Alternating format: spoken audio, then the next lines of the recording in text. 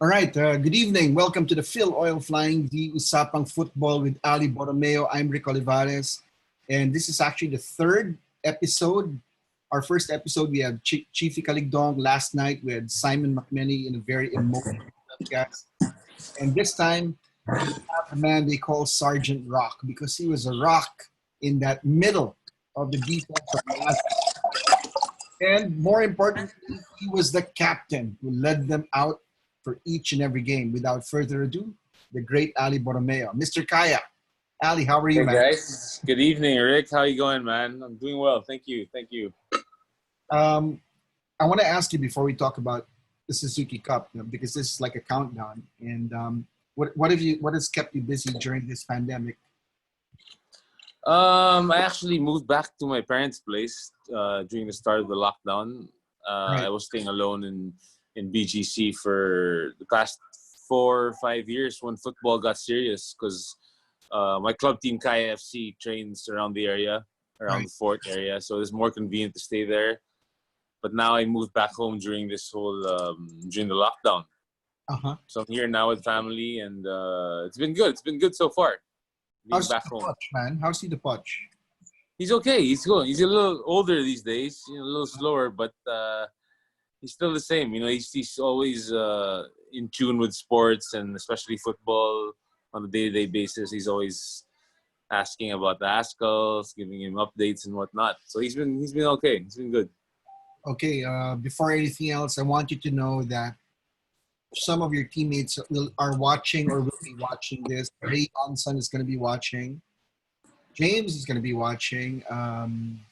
Rob Gear is going to be watching, and Coach Simon. Nice, nice. Hope Chris and you will be able to watch this. We Um, had a little Zoom session with the guys a couple of days ago, and that was fun, catching up on old times. that's right. Was everyone? Yeah. Was everyone there? Pretty much the guys based abroad were all there. Uh-huh. We didn't get the local guys in tune. We couldn't get their hours, but majority of the Phil foreigners were there. All So right. it's good to see them. That's good to know. For our webcast purposes, we wanted to do one-on-one. So we wanted to give everyone their time in the sun, hear their thoughts. So I'm going to be showing you some pictures while we talk about that. But before we get to that, Alia, how long have you been with Gaia? Since I was 96? 16, 17 years old when I first started playing with them. Third year high school, I think. So, yeah, 1998, 99. So that's 21 years, man. 20 plus years. It's been a long time. You should Yeah, get man. the royalty award, man. But Longest yeah, serving for Kaya. sorry, go ahead. All right. Sorry? Longest serving player for Kaya. Yeah. Still serving. I'm team manager at the moment, Mm-hmm. and it's actually unfortunate that this whole pandemic had to happen because we had a good run during AFC. We started building good momentum, Right. and then all of a sudden got cut short. But Right. all good. We're rebuilding at the moment, but we're starting from scratch. It's like preseason again. Oh, okay. So we had the boys get outdoors little by little, put it that way. Ali, Mikey Carrion is watching, as is Eddie Malyari and Coach Maor. They're watching live Oh, right nice. Hi to everyone. What's up, guys? now. Yeah, we got a lot of people watching. We have some media, especially who are based abroad. Roxy Dorlas is watching. Hey, Rox. Hey, Coach Roxy, he's the man. Exactly. All right. Ali, the 2010 Suzuki Cup, this is the 10th year anniversary. Now, we're not sure if there's going to be football the rest of the year. We're not going to be waiting for that to do this countdown. That's why we're doing this Usapang Football with all the different members right now. Yeah. Heading into 2010, Ali, that was your third Suzuki Cup. Am I right? Yes, correct. I played Tiger Cup. First one was 2004 Tiger Cup. And then ASEAN Championships 2006. And then 2008 we didn't qualify. And 2010 was Suzuki Cup. Right. The main one. Okay, that year we went through two head coaches, Des Bulpin and then Simon McMenemy towards the qualifiers. Was it Yeah. was it difficult considering that they were running, although Coach Simon pretty much picked up what the system that Coach Des, because he didn't want to change too much. But can you talk about the mindset of the team heading into the qualifiers? Then there was this coaching change. I think first of all, it was a breath of fresh air coming from our manager, from Dan. Yeah. From Dan Palami. He came into the team giving small incentives to the guys, because at that point we were still up in the air whether or not what we were playing for, what competitions we were joining. We didn't know what we were training for, and then Dan Palami comes and takes over the team and gives little things to the guys, like we had meals, small meals prepared after training sessions. We were training in nicer facilities, so this really motivated us to work harder. Okay. So is it safe to say that your spirits were high heading into the qualifiers? I think so. I would say so. I think every competition, our spirits are always high. That's the beauty about being the underdogs, man. Nothing to lose, right? Pero Ali, there was a difference that year because you guys have been together for 4, 5, 6 years. So you guys were veterans in your own right, and I remember saying, "Oh, they're not going to win." I said, "No, this team's going to win because they've got Yeah. the experience now. They've been together a while. I think they're going to pull some surprises." Now, when we got to Vietnam, in that press conference, the coaches were just talking about how many goals they're going to score against us, and Yeah. Coach Simon felt pretty much disrespected, and that filtered down to the whole team. Can you talk about the mindset at that start, knowing that we're going to be bounced in 3 matches, but the confidence was pretty high. Can you share any stories back then, right at the start of the tournament? Wow. I can recall stories from before, but it's more like it's the same thing. Like we had the same mindset coming to every tournament, being the underdogs. But this time it was like, okay, we can actually make something happen here. Our core team is intact. Everyone's there. And, all the players were just in tune that coming into the qualifying. Right. So Okay. it was just a matter of right time and right moments. Everyone was at their A game, brought their A game. And we pulled the rabbit out of the hat, man. Right. Okay. The first match against Singapore, we drew them 1-1 after Chris Greatwich leveled the match really pretty much late in the game. After the match, Coach Radi Avramovic of Singapore was saying that we parked the bus and all that, but while it's not exactly true, we tried to hit them as much as possible in the counter. What are your recollections of that match? Because they had a tough time breaking us down. Yeah. I think, like we came in there thinking, yeah, we're going to lose again, maybe 2-0 max. That would have been a good result for us. And then the game progressed, and I was looking at Anton, Rob, and with Neil, small body language, small movements. We're like, just walking with our chest higher than everyone else. Those little things come into play. And then we have an edge here. We're not far from these guys, man. They might be more gifted in terms of tactical awareness, knocking the ball, being cohesive. But we were there to fight, and we knew we could fight. So I'll just tell the guys all the time, like, you got to win all your 1v1 battles. Right. If that's the case, then we're gonna win this game. We're gonna pull something out. Just win your battles, give it everything you got, and leave it out there. Mm-hmm. So we're playing the game, and we're looking for that one last goal against Singapore, and I actually was playing striker the last 10 minutes. Right. But we'll go through that one goal. James, I think it's James that crossed the ball, right? James came down the left flank, I believe. Yeah. And then, thanks to Anton for putting a knock on what's his name, the English center back, on Bennett. On Daniel Bennett, yeah. So he was a bit slow getting into position. So that helped us all along. Right, right. I want to show you this picture. And this is actually how you guys lined up. You remember this one. Can you see that, Ali? Oh, wow. That's what Coach Simon drew up on the board. Although for Singapore, he had Ian playing up high with Phil right behind him. So it was like a 4-4-1-1 position that we were playing. Yeah. But wasn't that Ray Johnson's first stint with the Nationals? Yeah. It was, right? It was. Was it the same for Rob? No, Rob came in 2009. Okay. Yeah, he walked into the San Beda pitch. I was like, who's this white boy? This guy cannot be Filipino, man. No chance. But yeah, he was there 2009. Ray came for the qualifiers and in 2010. Right, right. Okay, can you talk about that formation? If you notice, if you look at the board, Coach Simon drew up certain responsibilities for you guys. Can you take us through that? Basically, he wanted us to just control to be disciplined in where he wanted us in the field. Mm-hmm. Like in the case of me in defense, he always wanted our shape 2 bags of 4 with the strikers Ian and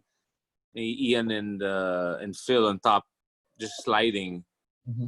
But he always wanted 4 defenders, 4 midfielders, and then the 2 strikers. So we had those walls set in defense, very disciplined defense. I'm glad you mentioned discipline. Do you think, this is my opinion, but I need you to whether you're that Coach Simon brought in a lot of defensive intensity and organization to. I'm not saying that you guys were not organized prior to that, but I thought you emphasized defense and discipline even more. Do you agree? Disagree? What are your thoughts, Ali?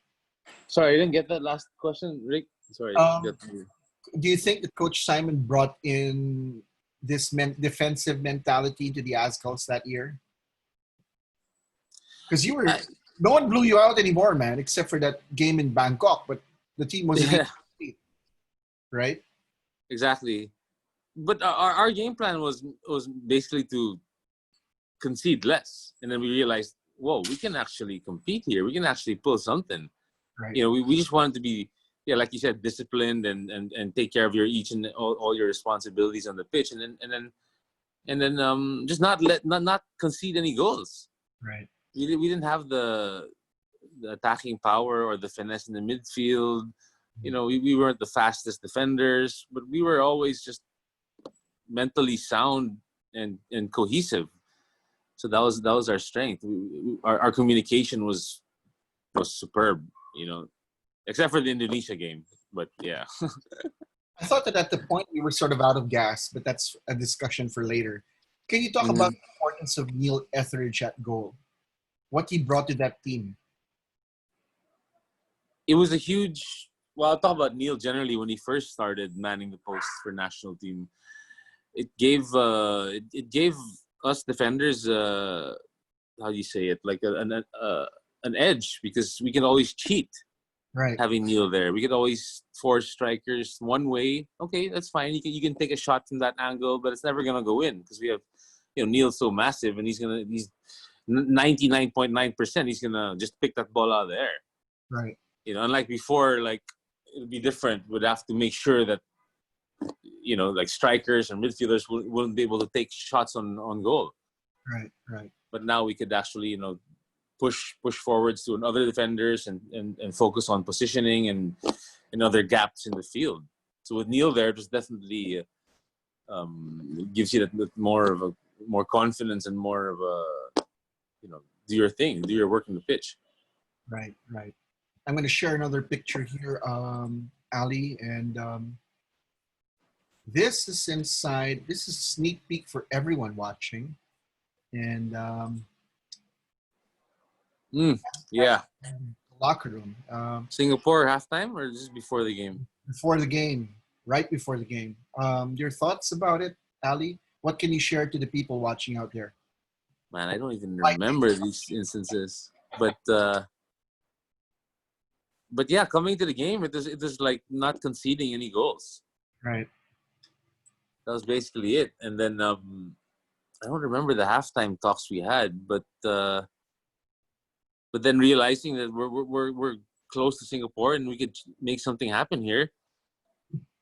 Mm-hmm. It was the first game of the tournament.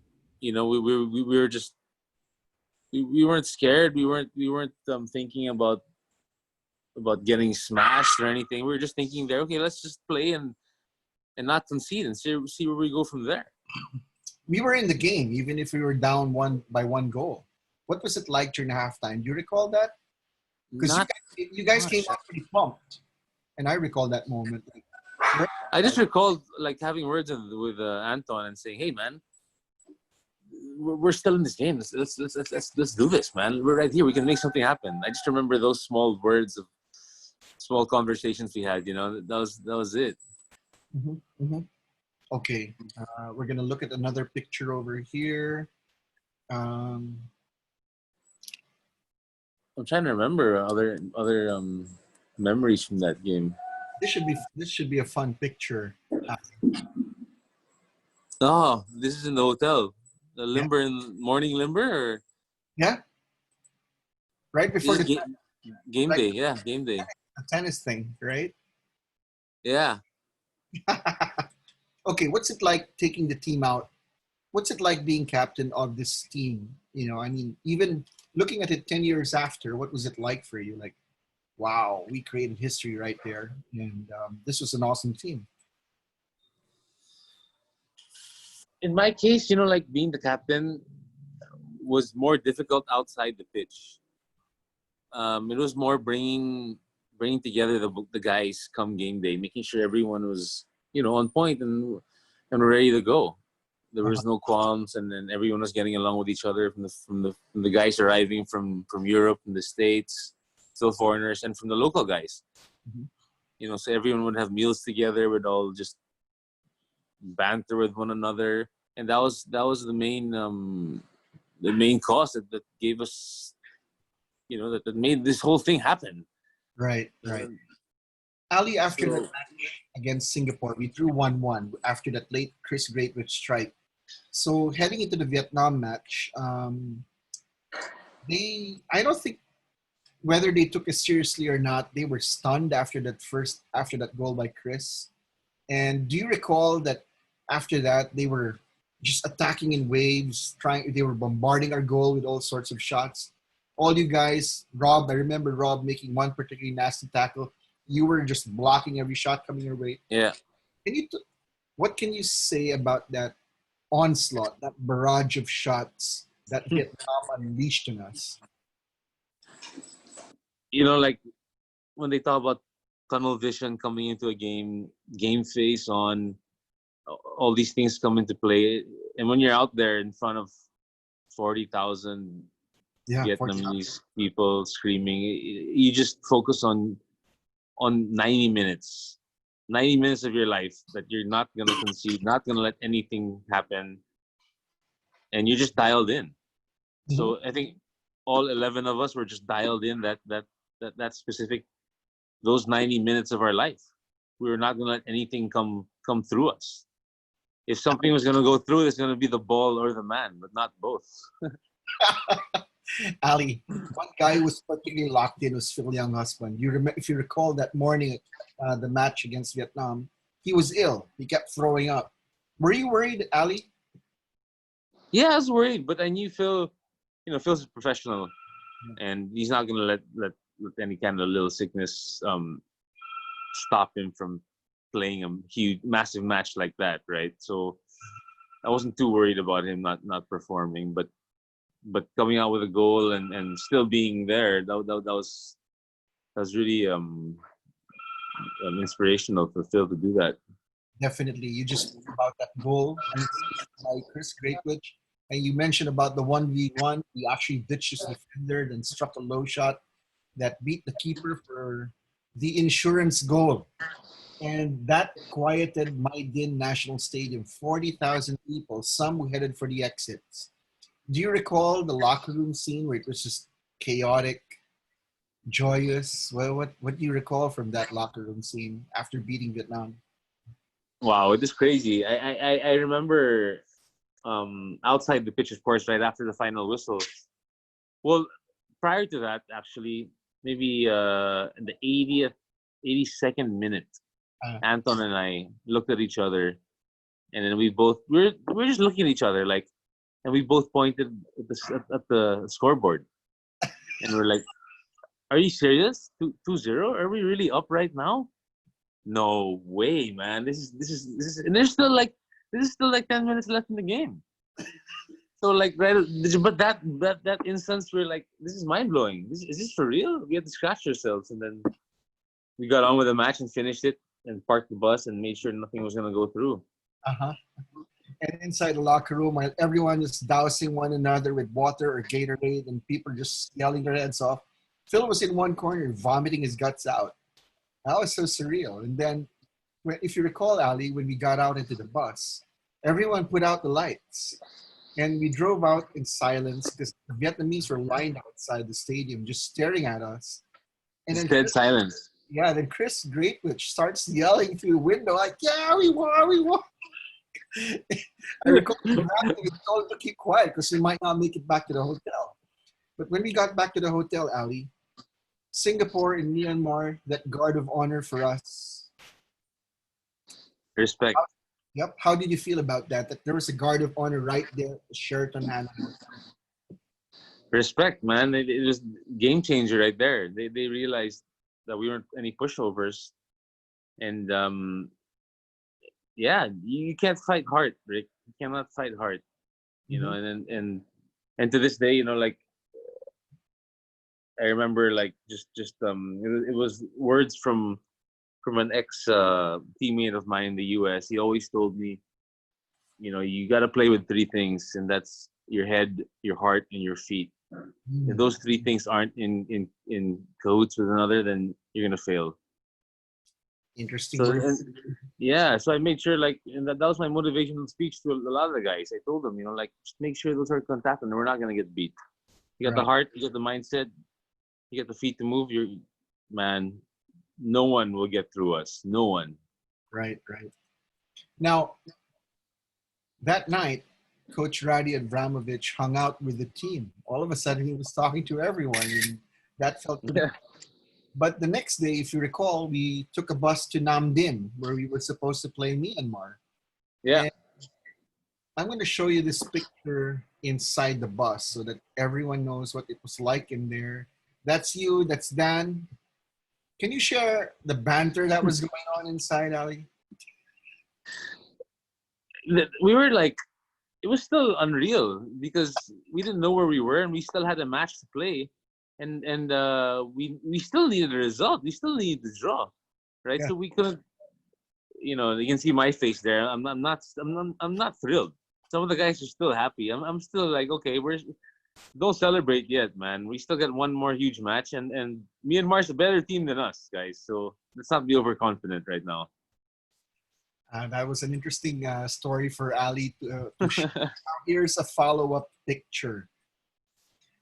For everyone who's watching, Nam Dinh, that's north of Hanoi, closer to China, and it was December, winter. It was cold. So take a look at this picture. Right at the foot of that statue of that hero. Morning Now, walk, morning stroll. morning stroll jog. Ali, do you remember? The team went jogging, and then all these guys in motorbikes, bicycles were following the team, challenging the team to fight because they could not believe they lost to the Philippines. And Yeah, Coach yeah. going, no one looks at them, no one says a word, and you were saying no one says anything. What are your memories of that crazy episode, Ali? I just made sure the guys were in were sane, you know, and not trying to like fight anyone in their home grounds. We were still in enemy territory, right? And it's still pretty fresh results, so the whole country was stunned. So you can say that all these guys didn't know how to react when they'd see us. They didn't know whether to like applaud us or like get pissed at us. It was different. It was mixed emotions, man. So it's fascinating. It's fascinating, but at the same time, it was like, wow, we actually. Shit, the next day after that Vietnam match, I remember I was in the front page of the Inquirer, and then sorry, Rick, sorry about that. That was another paper, No, that's but okay. yeah, and then it is like Cinderella story. So now we're recognized. Now people actually know that we have the country has a football team. Right. Even I used to text everyone in my phone, maybe like 100+ messages just to watch the games during the past Suzuki Cups and Tiger Cups. Yeah. Yeah. Like and make sure to tune into Star Sports and watch this game. And we're gonna be live, guys. So happy in the locker room, texting everyone. But now with social media, it's all over. You just go Exactly. there. Okay, that was a scoreless draw that catapulted the Azkals to the semifinals. When the team arrived back home, the whole team was invited to the PBA halftime, if you recall that, at the Araneta Coliseum. Yeah. And they introduced everyone. How surreal was that for you? It's a basketball game, but there's a football team there, but everyone applauded the Azkals. And what were you thinking, Ali? It was weird because a lot of PBA player guys are my friends, and I used to go up to them and sell whey protein to them, whey protein, Rick, and talk to them about nutrition and recovery, and Right. that was my forte. That's my family's business. So, and now coming in there and being like, hey, we just we just made an impact on the football on the sports scene here. So we're the ones on top of the pedestal. It's kind of weird, man. Right. An MVP shaking your hand and giving us the recognition from all the people around was just really awesome experience. Now, if you recall the final team practice at the University of Makati, it was packed with fans. In fact, there were pitch invasions during practice. And I recall the whole team, including myself, the coach, we gathered in the middle and we said, okay, what are we going to do? Because there are just so many fans. And I remember you said, well, they took the time to come over here. The least that we could do is just shake their hand, say hi, and if they want to take a picture. But that was the start of Azkals Mania, essentially. And your thoughts about that? You were talking about how crazy it was. Now all of a sudden we're there in the PB. Everyone's congratulating. Yeah. That UMAC thing. What was going on, man? You know what? That's what it's about. It's about the fans. It's about them from day one. My first cap of the national team, 2004. We only had a handful of fans back then. Mm-hmm. And these guys stuck it out all the way until now. Some of these guys. So every time I play the game, I always think about the fans who were there from day one, who show their heart and admiration for the team, for all the players. It's what it's about, Rick. Right. Now, I'm going to show a picture that should bring a smile to your lips, Ali. All of a sudden, everyone wants to talk to the captain. This is still in Indonesia in the lobby, brother. But I got more of you being interviewed. You know what? I have a memory of this because my ex-girlfriend at that time came to the hotel, and I haven't seen her in maybe a week or so.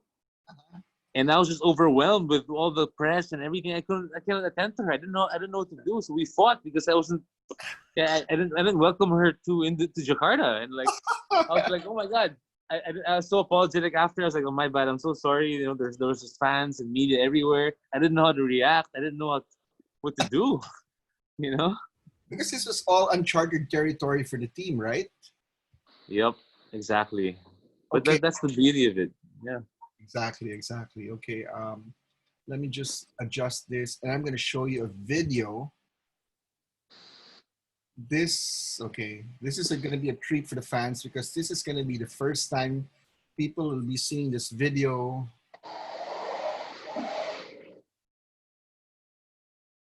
Can you see it? Can you see the screen, Ali? Yeah, let's see it. About today's game. There you go.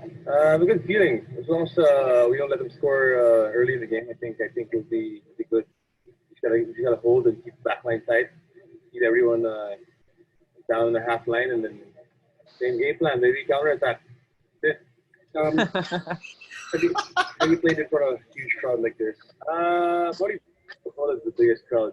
So this is gonna be an experience for everyone, definitely. But when it comes down to the first whistle, that's it. So game time from there. Right. You're gonna tell the team anything before this match? What do you hope to tell them? I just want to get the boys, get their mindsets straight. You know, all the distractions going on. You know, this all needs everyone. But like I said, we're here to do a job, and that's the win. We know we can win. We just gotta be positive and think for glory. What about the people that the team's been getting? I mean, since the Vietnam, it's been crazy. Still got the game face on, Rick. Yeah, what? Definitely, everything's unexpected. We didn't expect such a 2,000 guys coming to practice, all this media attention, whatnot. But like I said, this is the goal from the beginning. It came with just the right time, and I think the guys are ready to step up. So we're here to do so. This is before the Indonesia game, right, Rick? It was right before. Okay. Yes, we did. We know they're quite clinical on top. They have some good strikers. And then again, we should be able to break them down the back line through our set pieces and our free kicks. So we'll hopefully nick one in and then hold them. They have a pretty good midfield, huh? Yeah, they're quite tight in the midfield. They play well together. Very organized. But, yeah. All right. Thanks, Ali. Good night later. Wow, man. Does that take you back? Yeah, man. I was too serious back then. I'm a little happier these days. But yeah, you know, everyone tells me game face. You know, it's always the same. But wow, I got goosebumps just watching that for a bit. Well, it's all good, man. But you know, I'm glad you mentioned that game face, right? How important was it to remain focused? Because it was just getting crazy. I'm going to show you a picture here. Mm-hmm. That's going to tell the story of how crazy it was, because it wasn't only the Filipino fans. You had fans from everywhere. Let me try and pull this up. I showed it to Simon last night, and he was like, "Wow, you have that photo?" I said, "I took a lot of photos." And hold on a second. Hey, Rick, we gotta work on a documentary, man. We should do something this year and stroll the behind the scenes and make like a last dance, man. We should do that. I'm glad that you mentioned that, because we've got lots and lots of video and behind the scenes stuff. Here, okay, this is going to be very interesting for you. Hold on a second. I'm transferring the file. I should have brought this out earlier. I apologize to everyone. Okay. So good. Here. This was during when we were in Jakarta. Now, an ambassador's place, right? Right. Yeah.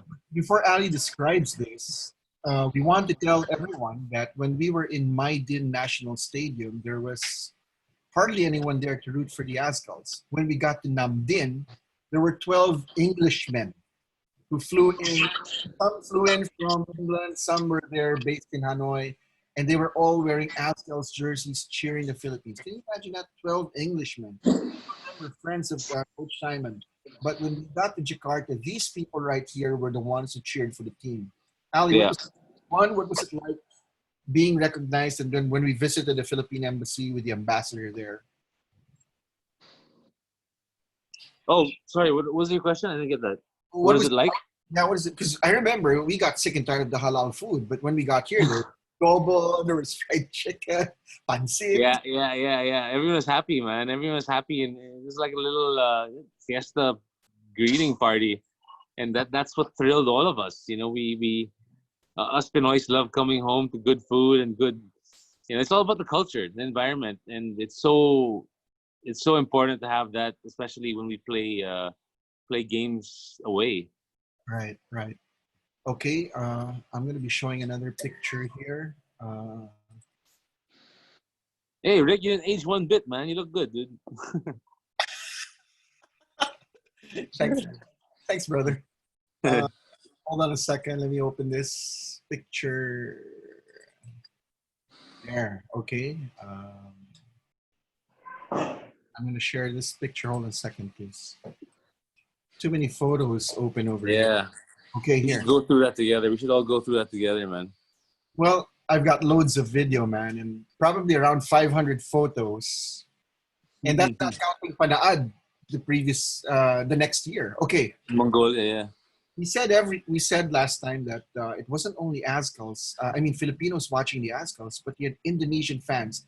This is the pitch outside the hotel. We stayed at the Sultan Hotel, if you recall. Yep. And during this practice, it was packed with fans just watching the team, asking even for pictures. How weird was that, Ali? It was. I don't know, man. We were just trying to make everyone happy. We were in a different environment. We were in different grounds, so we didn't want to step on anyone's toes. So, but we did have fans. We did have fans, which is quite weird because we never really had fans playing away games before, aside from the small contingent of Filipinos, right? Right. But this time they actually respected us because of what we did against Vietnam and Singapore, what we accomplished. So it was good. It was a different feeling. It was like, okay, we've climbed up another level here. We've actually now we're a force to be reckoned with, I guess, if you want to say that. But different environment. Right. Okay. Yeah. Here's another picture that we want to share. Now, this is right before the match. We're going to take a few questions from some of the fans over here. But before that, we want to show this picture. Do you recall this, Ali? This is the bus right before we entered. What do you recall going on outside there? I actually have video of what was going on with the Indonesians on the bus and all that. What do you recall from this, Ali? I remember our hotel was like, less than a kilometer away, and it took us like an hour to get to the stadium. Yeah. Something like that. And all these Indonesian fans and supporters were blocking our van just to get in. Yeah. They were shaking our van, throwing some stuff at it. So it is pretty intense environment, you know. So we were a bit scared, but thinking about also, man, if we pulled something here, if we actually beat Indonesia, we won't leave these grounds alive.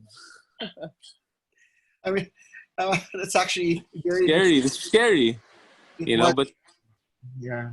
So that it's scary, but we had to come out with a result. Yeah, I actually have video of the bus ride. Do you want to see the video? Sure, I might get off my chair, but yeah, man, let's see it. Okay, this is just to give everyone an idea of what it was like. Ali did say that it took us an hour because we were just actually outside the stadium. We were literally outside the stadium. Yeah, but it took an hour to get there because people were just blocking the way. And okay, this is one. I took like several videos, and I was a bit worried because I had a few friends. Actually, one of my friends came out is our manager from KFC, Mr. Paul Tolentino. He came out to watch us play, and he, his brother, my ex-girlfriend, and then a couple other good friends from the football scene here. They all wore our jerseys. They all sat in the bleachers with 80,000 Indonesian fans, and I was a bit scared because my girlfriend was there, and you know, something happens, then. But thank God they all protected her and walked her out. But this is a hostile environment, man. That was intense. If you recall, we were asked not to wear our jersey. If anyone went out, should not wear a Filipino. Yeah, that's right. That's right. Okay, this is just one of those videos. I'm sure this is gonna take you back to what happened. Okay.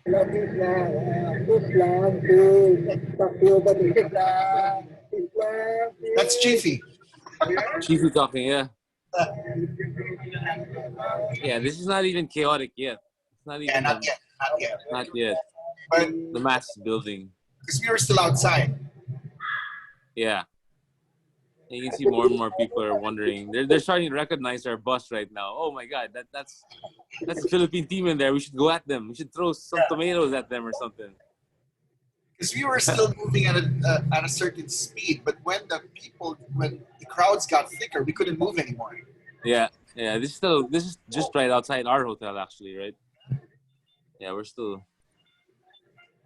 After a while, Yeah. you start seeing people give the team the finger and all that. No problem. Yeah, And we were amused. We were like animals locked up in a cage in a zoo or something. Going to the zoo, man.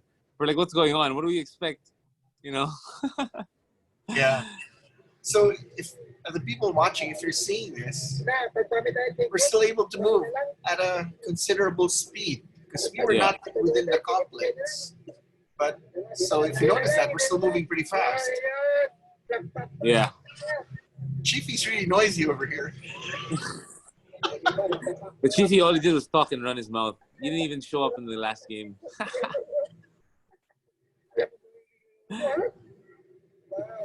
But yeah, see, still pretty smooth here. Yeah, because we were still outside. And, but once we got there, that was it. Yep. What is this Chiefy? Is Chiefy holding a jersey or something? I remember Boss Dan was asking everyone to sign this jersey. I think it was for the Philippine ambassador. So Okay. the jersey went around and everyone had to sign it. That's pretty cool. Yeah. Oh, wow. Anyway, this is a long video, but because this is like almost 4 minutes long now. We're about to enter. We're still entering the premises of the There stadium. you We're not go. even near. We're not even near yet. We've entered. So as you can see, it's still everyone's still waving, but after a while, people stop waving. Yeah. They're like, we just lost respect from them. These guys. But yeah, I remember, and right outside the stadium was where they were the most hostile. They were pushing our van and shouting and throwing stuff.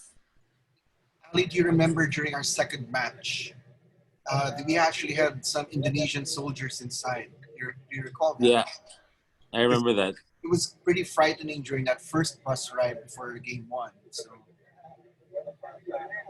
there. So now we're gonna see some of the hardcore fans there. Now they're all looking at us like we're in a fishbowl. Yeah, they're all out there ready to go. Oh, now man. they know who it is. Now they're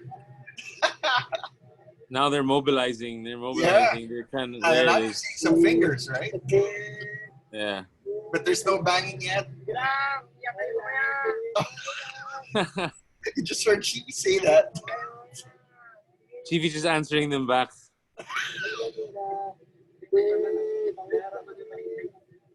Oh my gosh! Imagine that if we did come out with a win, a victory there.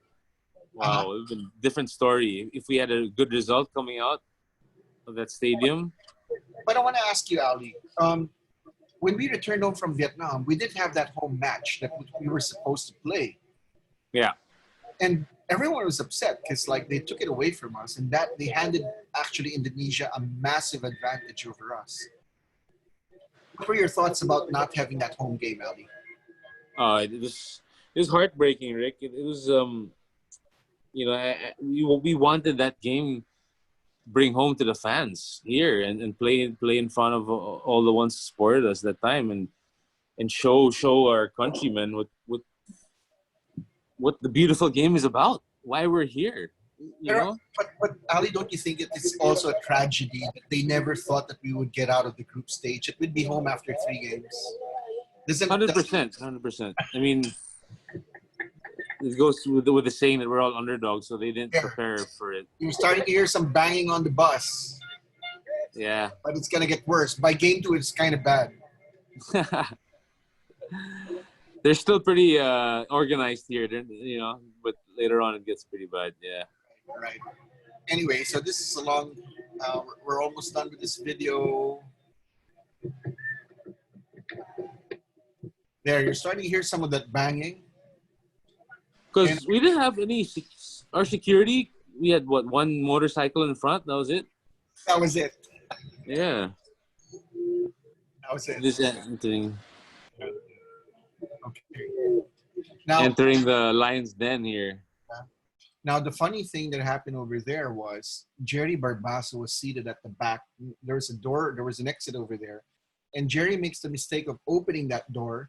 And some of the ultras chased the team. They chased the bus and they tried to board the bus and take a swipe at some of the players. But I remember Giorgio Rodriguez, one of the managers, was quick enough to say, close the door. And then stadium security pushed the ultras away and we were safe for the time being. That's right. You know, like all those small instances, we didn't know how to react that time. We were just like, you know, this team from nowhere that came out, and then now we're playing in the semifinal against Indonesia and 80,000 fans. So we didn't know how to react in all these instances. Right. Ali, there's a question here from Kevin Estrada. He's with the media. He's asking, Ali, what made the bond with the team so special, given that it came at a time wherein the PFF went into a leadership crisis? That's an interesting question. What made it special was that we knew that, you know, we all got along together. Like, we did everything outside the pitch together, from all the limbers, the walks, all the meals we had. And we got to know each other's backgrounds, you know, from Boogie Margarces' kids to where he grew up, you know, to where Neil Etheridge's smelly socks came from, you know, things like that. You know, that transcended onto the pitch, and that led us to fighting for one another. You know, it made a huge impact on the team. All those little instances. Right. Another person watching this live right now is Coach Alvin Ocampo, Ali. So we have some players from La Salle and Ateneo also watching this. Alvin Ocampo, man, I grew up idolizing him, and we played in the 2006 Suzuki Cup together. He was actually a reserve center back. He was actually my reserve. And the first game against Malaysia was when I tore my first ACL. And he actually thanked me when I went down injured. He goes, thank you, because that's when he played his last cap for the national team. And I was like, Alvin, sorry for swearing. But I was like, I'm injured here. I'm out for 6 months. But, you know, like, looking back, it's like, wow, that made a lot of, you know, that shows a lot of character and love. I was like, I'm proud. I'm happy that you got to play your last game, even though I was injured. So that was good. Okay, Ali, we have Dr. Carlos Sanda. He's actually a frontliner. He's with Cardinal Santos. It's actually not a question, Ali. It's more of a statement. And Doc Carlo is saying yes to a documentary. Okay, there you go. You're the It's team gonna captain. happen, Doc. You should make it happen. You're the team captain. Yeah, we're gonna make it happen, Carlo, for sure. Right. Okay. The first dance. It's gonna be called the first dance. Put a patent on that title, Ali. That's yours. Yeah, man. Okay, there's a question here from one of the fans watching live on Facebook. And he says, what was your game plan against someone like Christian Gonzalez, and how did you recall backing him for aerial supremacy? How did we back in him? Sorry, the last part? Christian Gonzalez of Indonesia. Yeah. What was the game plan against him, and what you battled him a lot? So the question is, what were you thinking going up against? When you play against players of that caliber, that skill, you cannot give them an inch, otherwise they'll punish you. And then, which is what happened against us. Those two, he had 2 shots on goal, man, and he buried it. You know, like those 2 crucial instances. So players of that caliber, you know, when they turn on you on goal, it's a nightmare. They can pop it anywhere they want. They can do anything with that ball. So our game plan was making sure he wouldn't turn against us and keeping his back on our goal, pretty much. Yeah. Right. Another former national player, Relly San Agustin, is watching. Says, "Hey guys." So, hey Ali, that's what. Hey Real, what's up? What's happening, Real? Right. We have another question here from someone who's watching all the way from Cebu. Nice. And the question is, Ali, what do you think is the legacy of the 2010 Azkals team? Oh, that's an interesting question. Yeah. I think in my case, for me, it is, we didn't win anything. We didn't win any medals or anything like that. But it was more of paving the way for the kids, for the next generation these days. Providing jobs, opportunities for coaches, referees, infrastructure. All these little things came into play from that one game, from that Vietnam game. There's actually people realize that we have a team here. We can compete worldwide. We're not that much of underdogs anymore. But yeah, it was paving the way for the next generation, Rick. That's what it's all about for the kids. There's a question here from a college kid from Compostela Valley. He says, Sir Ali, wag naman, sir. Yeah. it says Sir here. His name is Daniel. Daniel is asking, Sir Ali, sa tingin nyo yung next generation, what's this? I'm not understanding. The next generation of players will carry the torch for Philippine football. Parang, yeah. Yeah. Well, basically, the team now, the future Azkals now, will sign because they're actually there's a developmental team that's supposed to compete in this year's PFL. Hopefully that's still gonna push through. But this is what we wanted to happen. We wanted a good a pool of players that you can select on per tournament basis. Not like before, you just show up 1 or 2 days before game day. Oh, do we have enough players to play? Let's go. At least now there's a pool of 30 to 50 guys worldwide, and coaches have that advantage to select.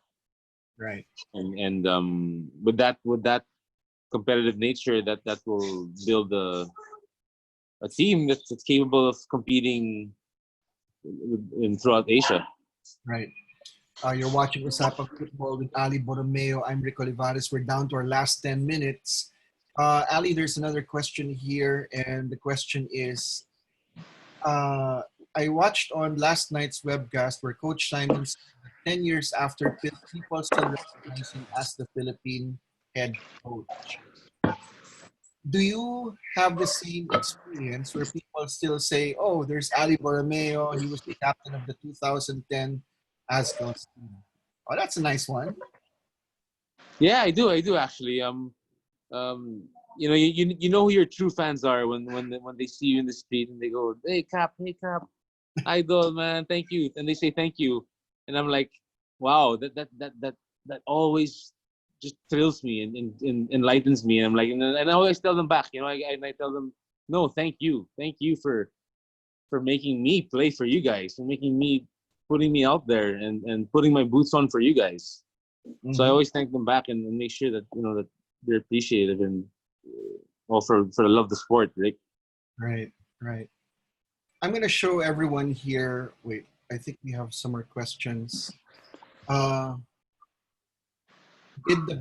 Here's a question, Ali. Did the Bungkarno supporters make a difference against you guys? Honestly, it was lights out there. It was just, our communication was so on point going to that game, but it came to a point like we couldn't even talk to each other on the pitch. We couldn't hear. Rob was right next to me, and I couldn't hear a word he was saying. We had to shout in each other's ears like, "Hey, left shoulder, 2 feet," all these little things. But so the crowd didn't really. The crowd was there, but it was more intense in the sense that it made us just play and be hungry and fight more. Uh-huh. We weren't scared of the crowd because it was just like another this is their 12th man, right? Right. Okay. The last picture I'm going to show before we take these last questions, I want to show this to Ali because at the time, I'm glad that Ali mentioned before we departed for Vietnam, I came in with Gatorade and we helped send off the team with their first ever pre-match press conference, and that was pretty cool. And I wanted so bad to do this for the national team because when I pitched it to Gatorade, they were saying like, nah, they're not winning. And I said, no, they're going to win. And yeah, I said, no. Then around August, right before the qualifiers, I went back and said, no, we got to sponsor them. They said, but these guys are not going to win. I said, look, if it doesn't work, fire me. Oh, really? Wow, I did not know that, man. Well, that's simply because I thought that the team had been around for what, 4, 5, 6 years. Yeah, And the same core. that core was ready to rock and roll right there. And Yeah. after that, at the height of all of this, I remember after the Myanmar game, I sent this picture back home, and this came out in the newspapers. This is the first ever print ad for the Azkals. Ooh, An iconic photo. This was hell an yeah. ad. Ali, That's the one right there. Ali, your thoughts about that iconic photo? Man, that's a stalemate right there. That's game day vibes. That's intimidation. That's I don't know. That fuels you. It fuels you to just leave everything out for the country every time you walk out on that pitch, man. Mhm. That's what it's all about right there. Carrying the flag, carrying the banner. Yeah. I want everyone to take a close look at those game faces. I did not coach them. I did not coach them to post that way. I just said, guys, group picture. And this. What's funny is this resembles everyone's game face normally and every day. Like you can see like Ray Johnson's like, what am I doing here with all these Filipinos? And Chris is like, all right, let's get this job done. Chiefy's like, yeah, okay. Saan tayo ngayon? Whatever, I'll go with it. Feels like superstar there. Let's go. I'm gonna score some goals. The Jong's thinking, I'm gonna crack one of these Indonesian guys today. I'm gonna smash him. And I'm surprised at Rob. Rob's still having a laugh there. Anton has his game face going. Ian same. And Neil's probably like, I'm with Filipinos in the center stage of football. What's going on? And James as well. That's his normal face. But yeah, so we're ready to rock and roll. Exactly. So that's an iconic photo right there. And Super. I'm just happy for the team because the next year we went into Panaad into a jam-packed stadium.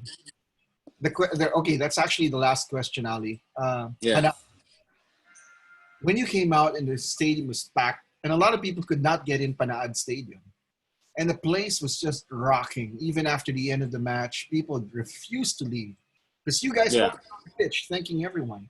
What's your takeaway? Did you feel like, all right, this is for real? Did you ever feel that way? I always knew that there was a certain point in my career where something like this was going to happen. But I didn't expect it at that time. So I was not surprised that Panaad was one of the places where, it's a home bed. It's one of the iconic places we actually have international matches in the country. So at that given moment when I had to scratch myself again. Like, this is happening right now? Is this like for real? I thought this would happen like in a few years. But man, all our supporters that flew out from Manila, from all over the world that came to watch us was just surreal, Rick. It was overwhelming and I don't know what else to say about it. It was a crazy experience. Right. That was the first game against Mongolia, right? First match. Yeah. Yep. And it was really hot out there. If you recall that, everyone was sweating, and as I recall, the Blue Wolves, I think that's what the Mongolia team is called, and they had to totally change their kits at halftime because they were literally drenched in sweat. And remember, these guys are used to playing in sub-zero temperature. But what was it like going over there to their place and playing in extreme cold conditions? Oh man, it was an experience of a lifetime. We went to Japan a week before for training camp, and it was 0 degrees. So we were freezing our nuts off, man. But going to Mongolia, -14. I still remember when we first stepped out of the airport. It was so funny because it was ice outside. The sliding door opens and everyone just starts falling and starts running back inside because it's freezing. It's freezing their asses off. Especially the guys who've never seen snow in their lives. Some of the guys from the armed forces What's going on? They didn't know how to react, and they were just, oh man, it was crazy. And we didn't have any of our luggage too, so we weren't able to train. That was an experience, man. That was nuts. The funny thing is, a few months later, the team flew to Kuwait for the Asian qualifiers for the World Cup. From the extreme cold weather to the extreme heat of a desert country like Kuwait. Yeah. Oh, we went to Myanmar first, Rick. Myanmar. After we had the Challenge Cup qualifying in Myanmar, maybe like a month after or 2 months after, and that was really hot. And we were playing games at like 2 p.m. kickoffs. Yeah. So coming from negative 14 to like, I don't know, maybe around 40, 30, somewhere around there. You remember Ali in Kuwait, that one of the guides demonstrated by cracking an egg on top of the car, and it actually sizzled right there and it's cooked. Yeah. Unbelievable. But yeah, we went through all those conditions. That's why we're the Azkals, man. At the end of the day, that's why we're called the Azkals, because you mess with us, we bite back harder, man. I love that. Okay, the last question right now, being posed to you is, you mentioned respect earlier. Mm-hmm. Previously, I mean, you've been serving the national team and the country for the longest time, and as you saw at the start of the press conference of the 2010 Suzuki Cup, they were just talking how many goals you're going to send past the keeper. But immediately after that, they knew that we were for real, because in the next Suzuki Cup, we beat Vietnam 1-0 again. So they said, oh, these guys are for real. Mm-hmm. Talk about that respect. Returning to the Suzuki Cup in 2012, not as foils, but as equals. What was it like for you, man? It was a different point, different part of my career, I can say. It wasn't the same walking to the pitch as underdogs anymore. Now we had to prove something. Now we had to make sure that, okay, we have supporters that are expecting results. Mm-hmm. We have countrymen backing us up. We have sponsors, and we knew that we could play. We're not the most gifted players. We can't really compete with the likes of Korea, Japan, but we could still come out with results, man. And that's always been the case. That's always been embedded in our hearts. Right. All of us who started that team in 2010, each and every individual played a significant role on the future of Philippine football, from our kit man all the way up to our manager, Dan Palami. It was, everyone played a huge role. Mm-hmm. Mm-hmm. So that's why we're here today doing this interview. Exactly. Has it hit you that this is the 10th anniversary? It has. I was always brainstorming with Anton about something. We should do something for next year, and you came along. Sadel came along with a few interviews, but we're gonna make something happen, right, Rick? We're gonna do some little documentary on this. We have to make it happen. Well, it should rightfully happen, because these guys, well, you know what? They're game changers, they're trailblazers, and they did the country proud. Ali, any last words before we call it a night?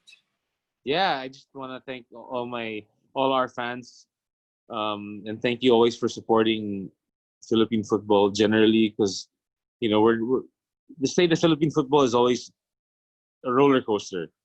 We can't rely on our results, but we can rely on things ahead. And things ahead meaning like our grassroots program, which is the future in the sport. They're the ones who are going to be playing 10 years from now. Mm. And leaving their hearts on the pitch. So I want to thank all the supporters who've been there from day one, and who are in the sidelines and keep cheering us on. Thank you. There you have it. The man who I will always call the captain. For Filoil Flying V Sports, this is Usapang Football with Aly Borromeo. Ako po si Rick Olivares. We want to thank all the coaches, Coach Maor, Coach Juan Cotillas, who is watching all the way from Europe. Oh, wow. Coach Juan. Puto in the house. Former teammates like Roxy Dorlas, Relly San Agustin, all those footballers. Nice. What's up, guys? Mr. Kaya, Mikey, so yeah. You're watching. And then on Saturday, we're going to have Rob Gear. We hope that you watch that episode, 5 o'clock in the afternoon, Philippine time. Monday at 8 p.m., we have James Young Husband, and sometime in that awesome. week, Ray Johnson, Ian Araneta, and possibly another member of the starting 11. I hope that's Chris Greatwich. Ali, thank you for your time. I really appreciate it. Thanks, Rick. Appreciate it too, man. It's always good having a chat with you, man. All right. Thanks, everyone. Good night, Philippines. Bye. Bye, Good night, Ali. guys. Stay safe. Peace. Regards to your folks. Thanks, man. See you, Rick. Bye.